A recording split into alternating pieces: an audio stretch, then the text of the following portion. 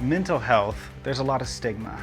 And so when we're treating mental health, people think, well, do they really need all this? Do they really need this intense of a treatment process? Can't they just try to feel better? And that is a misconception that we see across the board. People that don't struggle have a really hard time understanding that this is not a emotional frailty or some psychological weakness. This is a neuronal injury, and we need to treat it like such. It's more related to a broken bone than it is to a thinking problem.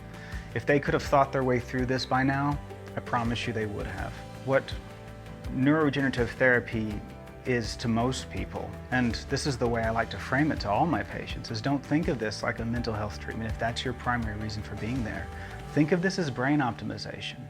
Now what we are able to do with that, with an optimally functioning brain, it's feel things in a better way, to think more clearly, to have the emotional stamina to deal with problems as they come at us through the day and actually have some emotional energy left at the end of the day. So approaching this whole treatment process is an optimization of how the brain communicates, rather than over-focusing on a symptomology that we've used as diagnoses, like depression, anxiety, PTSD.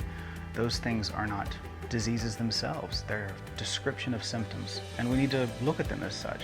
When we optimize the brain, these symptoms start to dissipate.